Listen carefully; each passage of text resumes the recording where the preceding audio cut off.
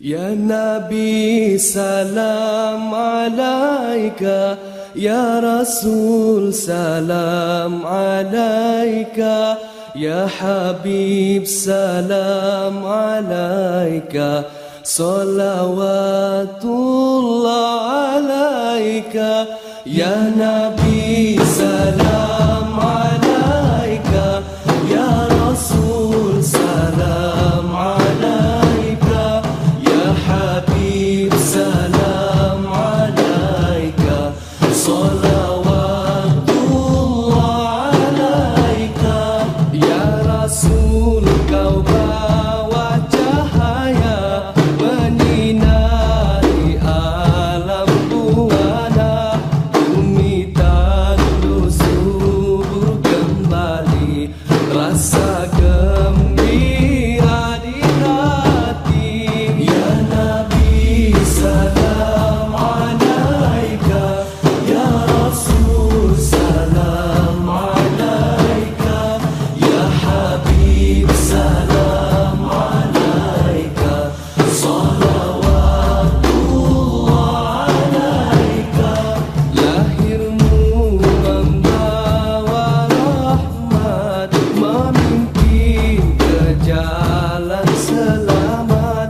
Akhlakmu yang sungguh memikat, contoh buat seluruh umat. Ya Nabi salam alaika, Ya Rasul salam alaika, Ya Habib salam alaika, salawatullah alaika.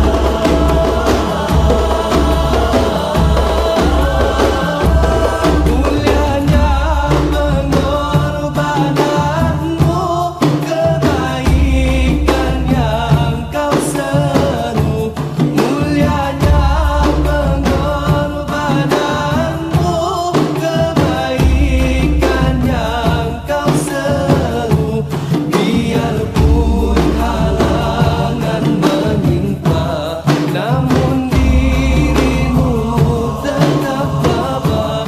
Biarpun halangan menimpa, namun dirimu tetap tabah. Ya Nabi salam alaika, Ya Rasul salam alaika, Ya Habib salam alaika, salawatullah alaika. Ya Muhammad yang berjasa, Quran dan sunnahlah pusat. Labbaik Allahumma labbaik.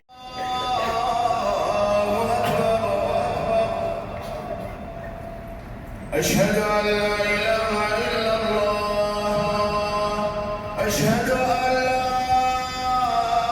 إله إلا الله أشهد أن محمدا رسول الله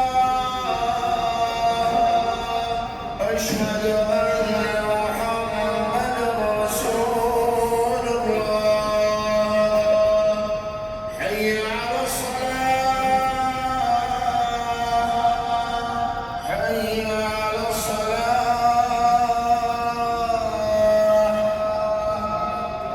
حي على الفلاح حي على الفلاح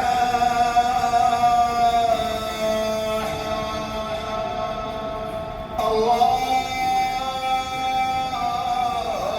أكبر الله أكبر لا إله إلا الله Labbaik la syarika lak labbaik, innal hamda wan ni'mata laka wal mulk la syarika lak.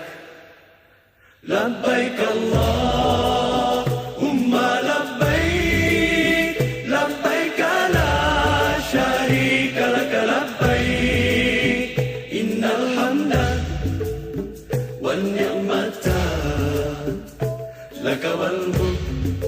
لا شريك لك.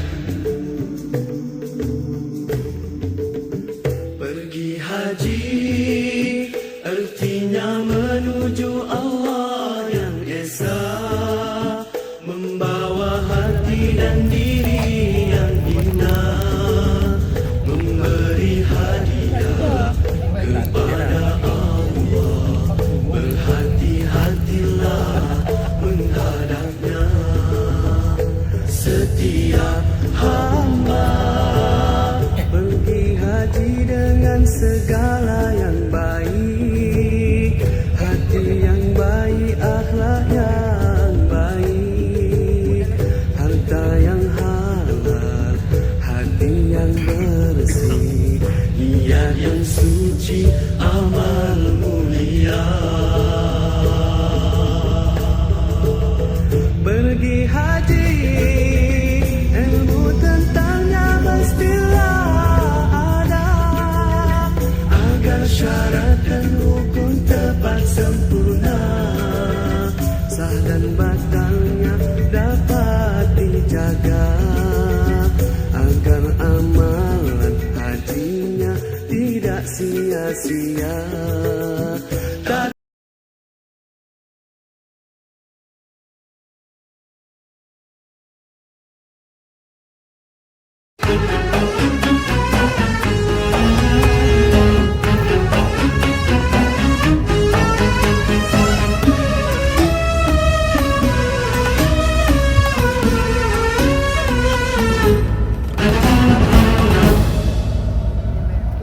رقت عيناي شوقا ولطيبة ذرفت عشقا، فأتيت إلى حبيبي فاهدأ يا قلب ورفقا. صلي على محمد السلام عليك يا رسول الله، السلام عليك يا حبيبي يا نبي الله، السلام عليك يا رسول الله، السلام عليك يا حبيبي يا نبي الله يا رسول الله.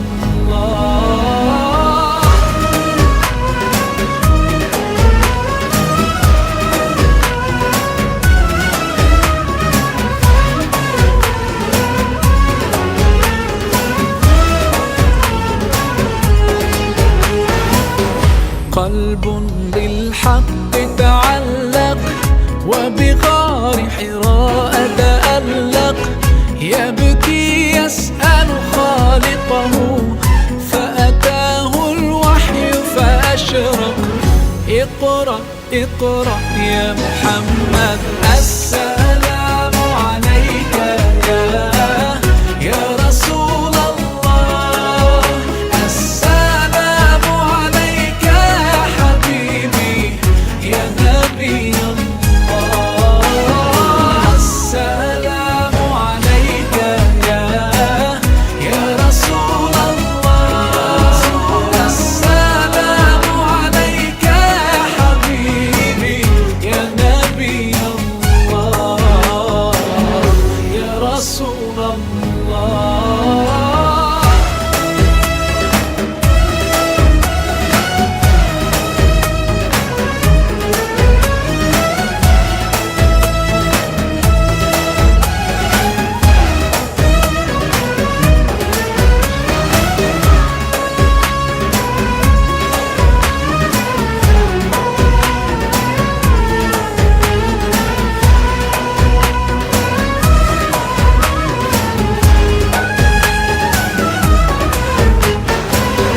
يا طيبة جئتك صبا لرسول الله محبا، بالروضة سكنت روحي وجوار الهادي محمد.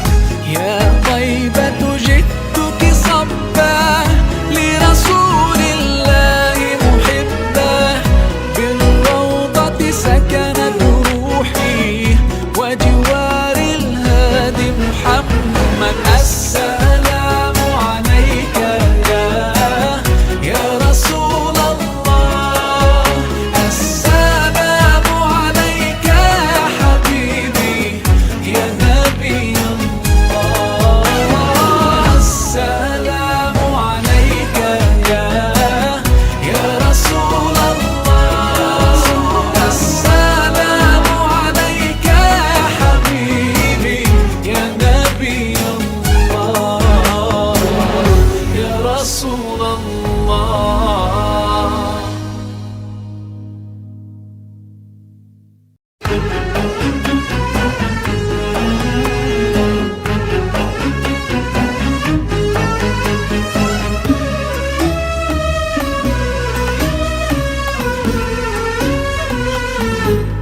Assalamu alaikum everyone, this is your brother Maher Zain. For my latest news and updates, join me on Facebook, follow me on Twitter.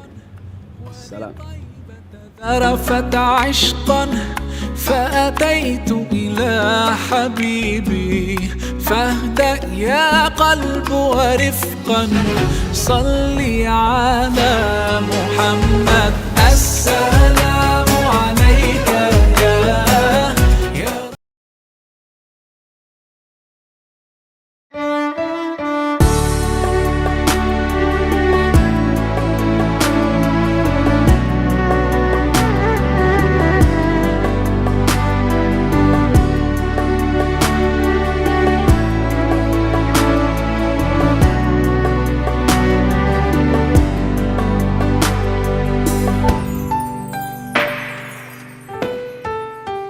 Dulu kau pernah bermimpi temuinya di tanah suci.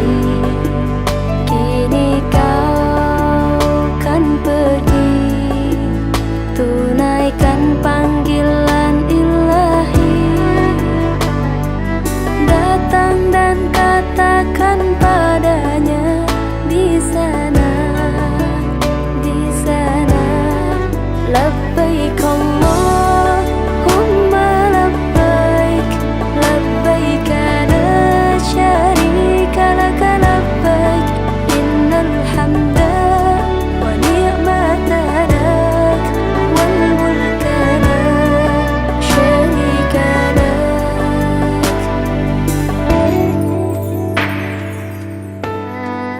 Dulu kau pernah bermimpi temuinya di tanah suci. Kini kau kan pergi tunaikan panggilan ilahi. Datang dan katakan padanya di sana, di sana.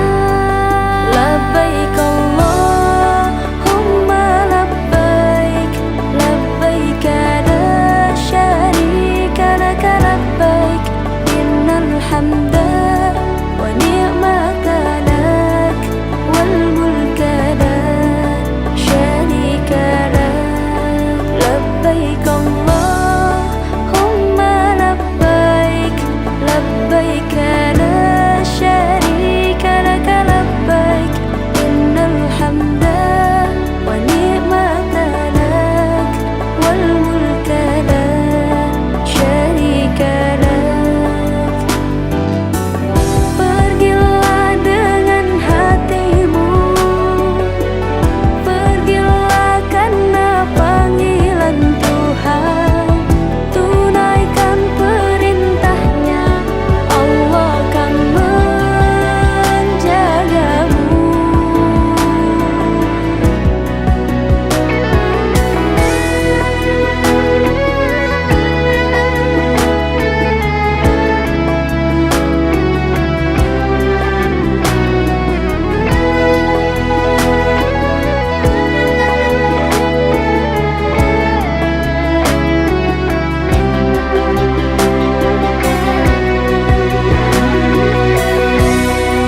Labbaik Allahumma labbaik labbaik la syarika lak labbaik innal hamda wa ni'mata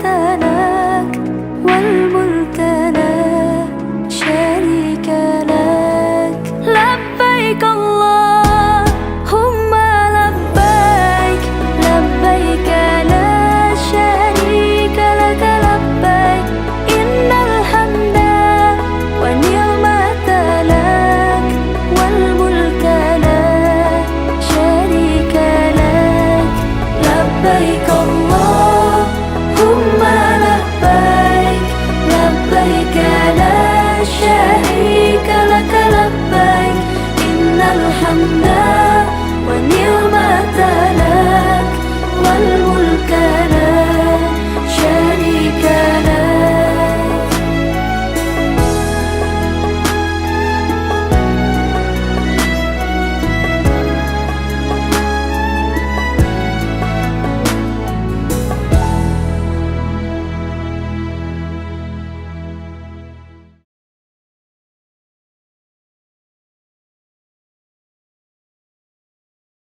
رسول الله رسول الله رسول الله رسول الله رسول الله ربنا وبالإسلام أحيانا وعلمنا بأن نبقى لدين الله أعوانا تجمعنا بنور هداه إخوانا وخلانا وأترعنا متى ضمئات بنا الأرواح إيمانا رسول الله ربنا وبالإسلام أحيانا وعلمنا بأن نبقى لدين الله أعوانا تجمعنا بنور هداه إخوانا وخلانا وأترعنا متى ضمئات بنا الأرواح إيمانا نهلنا منه شرعتنا وأعلينا به الشانا فلم نظلم ولم نغدر ولم نستعل طغيانا نهلنا منه شرعتنا وأعلينا به الشانا فلم نظلم ولم نغدر ولم نستعل طغيانا رسول الله أسوتنا على المنهاج وصانا لأجل الحق كم بذلا وكم قاسى وكم عانى وكم قد ذاق في ألم من الإيذاء ألوانا فلم يخنع ولم يخضع ولم يركع وما نال رسول الله أسوتنا على المنهاج وصانا لأجل الحق كم بذلا وكم قاسى وكم عانى وكم قد ذاق في ألم من الإيذاء.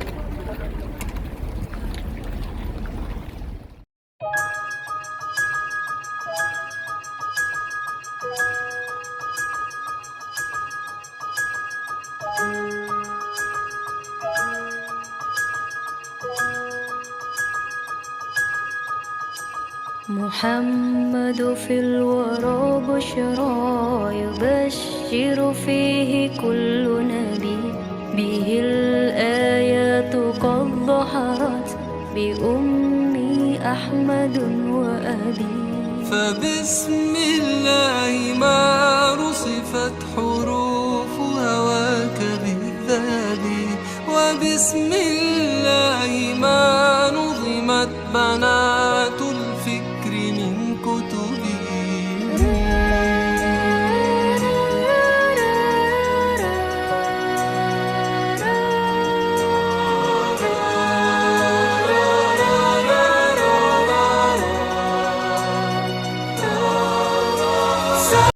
wabarakatuh. Terima kasih. Alhamdulillahirabbil alamin.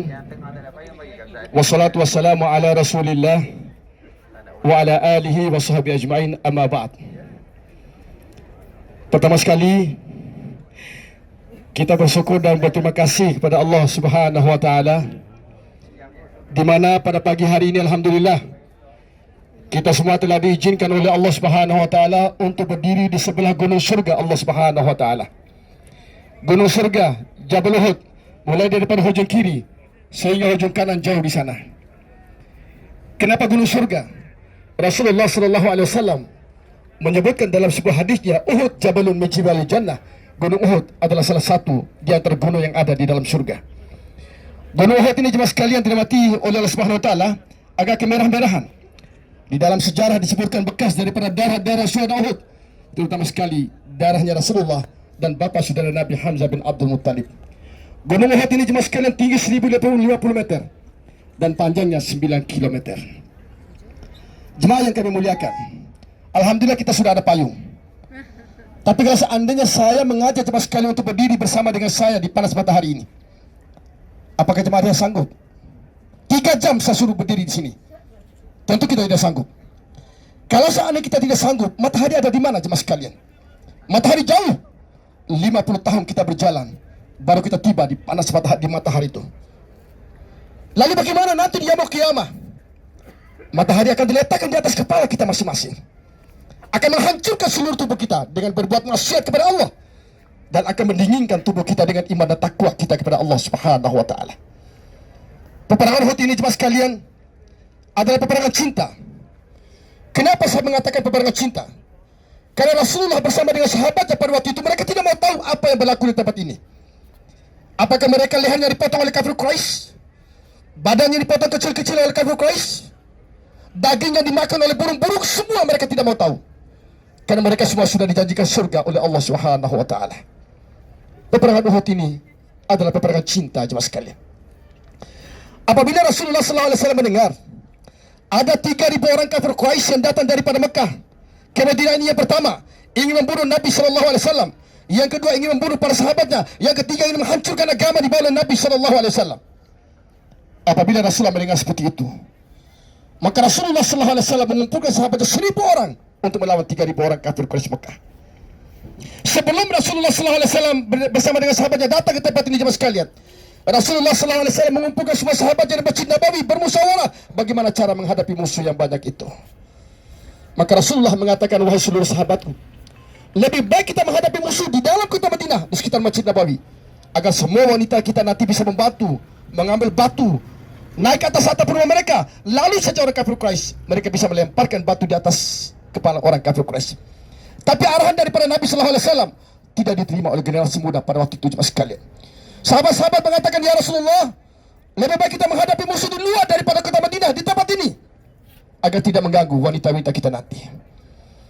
Apabila arahan daripada Nabi SAW tidak diterima jemaah sekalian, maka Rasulullah SAW tinggalkan kumpulan besar itu, masuk ke dalam bilik. 1 jam Rasulullah masuk dalam bilik. Semua sahabat-sahabat bertanya. Satu sahabat mengatakan, mungkin Rasulullah SAW marah karena kita tidak mengikuti arahan daripadanya. Satu orang lagi mengatakan, mungkin Rasulullah sedang berdoa kepada Allah, memohon kepada Allah agar dimenangkan dalam peperangan Uhud ini. Satu orang mengatakan, mungkin Rasulullah sedang berpakaian perang. 1 jam selepas itu jemaah sekalian, tiba-tiba Rasulullah SAW muncul semula di hadapan mereka dengan sudah berpakaian perang jemaah sekalian. Apabila sahabat melihat Rasulullah sudah berpakaian perang, seluruh sahabat menyambut kedatangan Nabi SAW dengan teriakan Allahu Akbar. Sahabat-sahabat mengatakan, ya Rasulullah, kami tidak memaksa engkau untuk berperang bersama dengan kami. Perintahkan kepada kami agar kami dapat membunuh 3.000 orang kafir Quraisy. Buka kembali pakaian kamu ya Rasulullah. Tapi Rasulullah SAW menjawab, apabila seorang Nabi dan Rasul sudah berpakaian seperti saya, tidak mungkin akan dilepaskan semula sebelum berhadapan dengan musuh dan dimenangkan oleh Allah Subhanahu wa taala. Peperangan Uhud ini adalah peperangan cinta jemaah sekalian. Dalam perjalanan jemaah sekalian daripada Masjid Nabawi ke Gunung Uhud ini, selama 1.000 orang, keluarlah 300 orang yang munafik kepada Nabi SAW. Jadi yang sampai di tempat ini jemaah sekalian, hanya 700 orang saja untuk melawan 3.000 orang kafir Quraisy Mekah.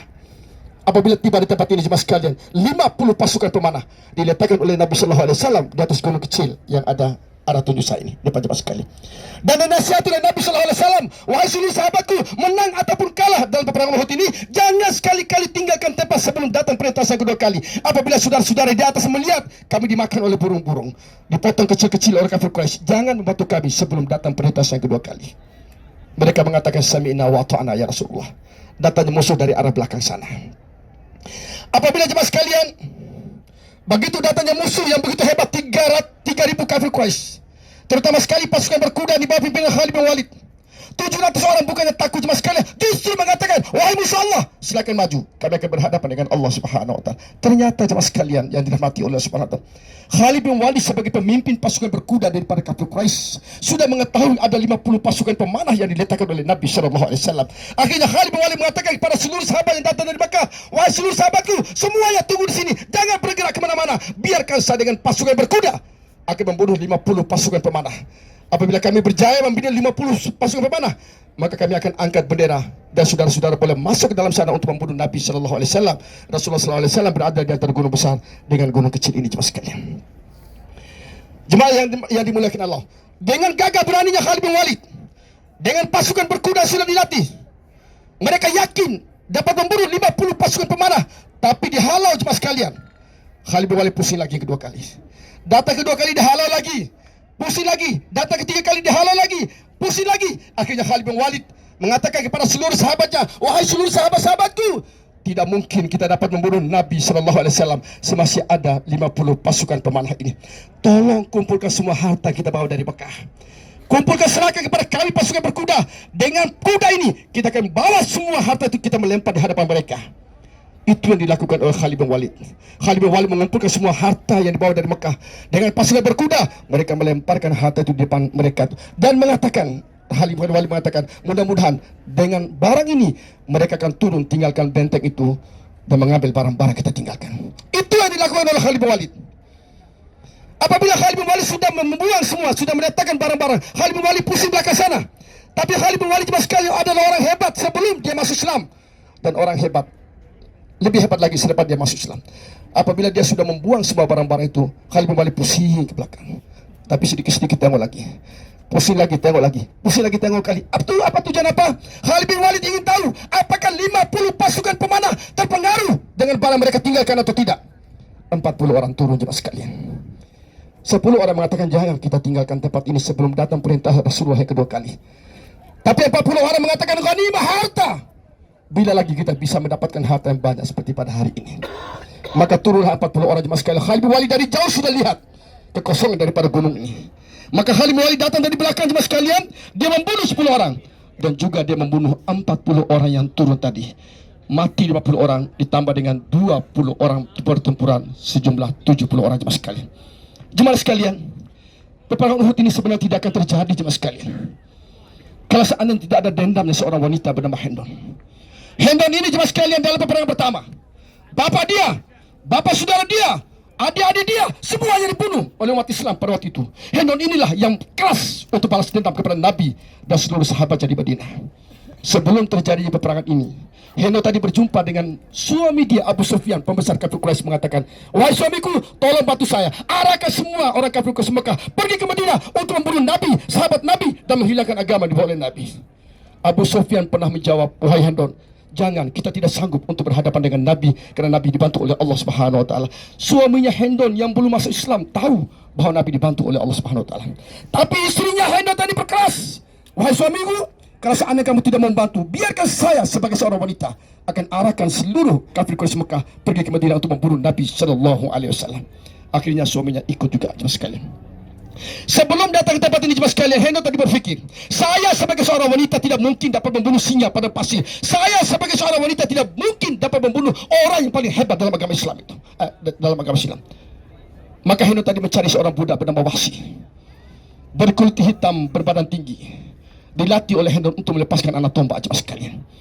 Apabila sudah selesai dilatih jemaah sekalian, Hendon tadi menasihati kepada Wahsi, wahai Wahsi, dalam peperangan Uhud, saya tugaskan kamu hanya membunuh satu manusia saja, yaitu bapa saudara Nabi Hamzah bin Abdul Muttalib. Apabila kamu berjaya membunuh Sayyidina Hamzah bin Abdul Muttalib, yang pertama akan kumerdekakan kamu, yang kedua akan kuberi hadiah 100 onta gemuk-gemuk, yang ketiga kami akan hamparkan kasur, semua wanita akan tidur. Kamu tinggal pilih wanita kamu sukai untuk tidur bersama-sama bagaikan suami dan istri. Inilah kejahatan daripada seorang wanita bernama Hanum. Siang dan malam Wahsy tadi melatih dirinya. Itu yang terjadi. Pada waktu Sayyidina Hamzah bin Abdul Muttalib membunuh satu persatu orang-orang kafir Quraisy, sampai 31 jemaah sekali dibunuh oleh Sayyidina Hamzah. Tiba-tiba orang disuruh oleh Hanum tadi, Wahsy tadi, sedang mencari peluang untuk melepaskan anak tombak jemaah sekalian. Apabila sudah dekat jemaah sekalian, Wahsy tadi mengangkat anak tombaknya. Dia melemparkan kepada Sayyidina Hamzah bin Abdul Muttalib, kena ke bawah pusarnya Sayyidina Hamzah bin Abdul Muttalib. Apabila Sayyidina Hamzah bin Abdul Muttalib terasa sakit jemaah sekalian, Sayyidina Hamzah bin Abdul Muttalib mengatakan, "Ya Allah, sebentar lagi bapa saudara Nabi akan mati." Apabila Sayyidina Hamzah bin Abdul Muttalib tengok jemaah sekalian, ujung daripada anak tombak tadi sudah ada di belakang. Sayyidina Hamzah bin Abdul Muttalib mengadu kedua kali, "Ya Allah, coba lihat orang kafir Quraisy memperlakukan kasar terhadap Nabi. Dan sebentar lagi bapa saudara Nabi akan mati." Apabila Hamzah tadi tengok ke depan, tadi bumi yang berwarna putih berubah menjadi berwarna merah dengan darah Sayyidina Hamzah bin Abdul Muttalib. Sayyidina Hamzah bin Abdul Muttalib mengadu ketiga kali, "Ya Allah, sebentar lagi bapa saudara Nabi akan mati." Apabila sudah diyakini mati jemaah sekalian, maka datanglah Hanum dengan kasarnya. Dia menginjakkan kakinya yang kotor kepada jasad Sayyidina Hamzah bin Abdul Muttalib. Bukan itu saja jemaah sekalian, Hanum tadi mengeluarkan pisau daripada kantongnya. Dia memotong hidungnya Sayyidina Hamzah bin Abdul Muttalib di hadapan orang banyak. Dia memotong telinganya Sayyidina Hamzah bin Abdul Muttalib di hadapan orang banyak. Hidung dan telinga tadi jemaah sekalian dipotong kecil-kecil lagi oleh Hanum, dibagikan kepada wanita-wanita untuk dijadikan anting dan kalung pada waktu itu jemaah sekalian. Bukan itu saja jemaah sekalian, Hanum tadi mengeluarkan pisau lebih tajam lagi.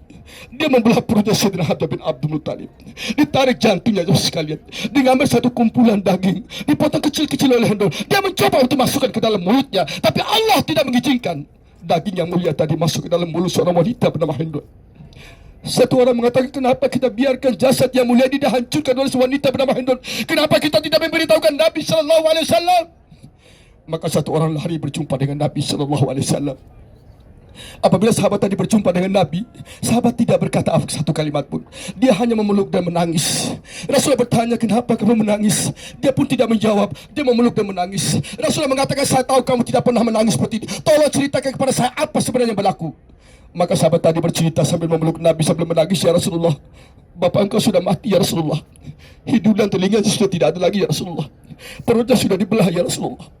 Jantungnya sudah ditarik, dagingnya sudah dipotong kecil-kecil." Apabila Rasulullah mendengar seperti itu, Rasulullah berteriak dan menangis, "Ya Allah, coba lihat orang kafir Quraisy memperlakukan kasar terhadap bapa saudara Nabi." Maka Rasulullah mengatakan, "Wahai sahabatku, tolong bawa saya. Saya ingin melihat jasad Sayyidina Hamzah bin Abdul Muttalib yang dihancurkan oleh Hanum tadi." 1 meter jemaah sekalian, ini Sayyidina Hamzah bin Abdul Muttalib, ini Rasulullah. Rasulullah tidak mengenal bapa dia. Kenapa tidak mengenal bapa dia? Karena semua wajahnya sudah penuh dengan darah jemaah sekalian. Rasulullah bertanya kepada sahabat tadi, "Wahai sahabatku, di mana bapa saudara saya yang kamu ceritakan?" "Ya Rasulullah, di hadapan kamu itulah Sayyidina Hamzah bin Abdul Muttalib." Apabila Rasulullah mengetahui orang dia tidak kenal, itulah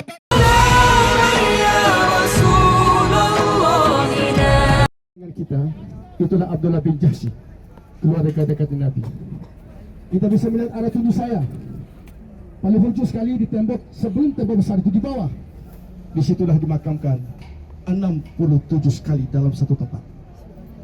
Yang paling hujung boleh dengar suara saya?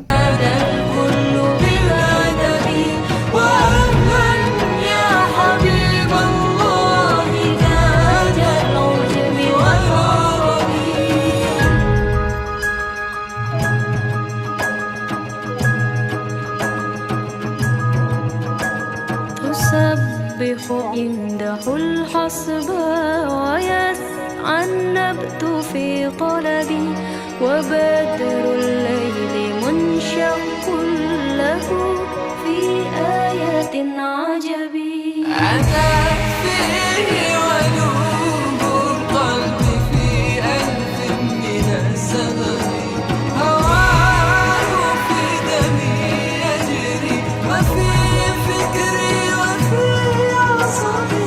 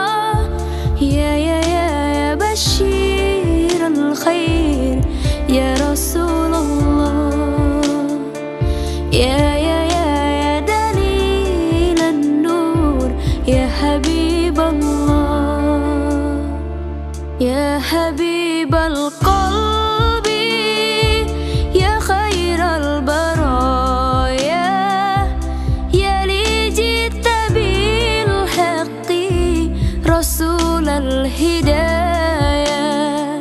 يا رسول الله يا حبيب الله يا رسول الله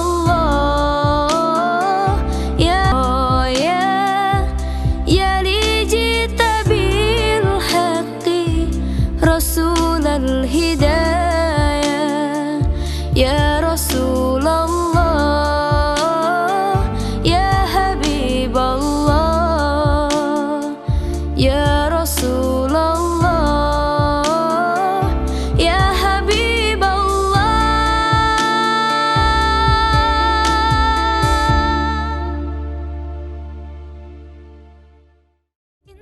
Halo teman-teman semua, like and subscribe video kita ya. Follow kita juga di sini. Dan tunggu video-video Sabian selanjutnya. Bye. يا رسول الله